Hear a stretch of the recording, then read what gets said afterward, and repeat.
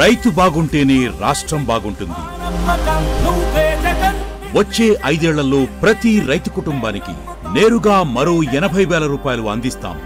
రైతు భరోసా ఏటా 13,500 రూపాయల నుంచి 16,000 రూపాయలకు పెంపు.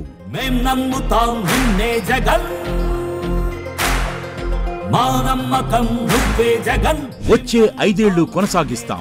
ఉచిత పంటల బీమా, 0 వడ్డీ పంట రుణాలు, ఇన్పుట్ సబ్సిడీ మరియు పగటిపూటే వ్యవసాయానికి 9 గంటల ఉచిత కరెంట్ అందిస్తాం.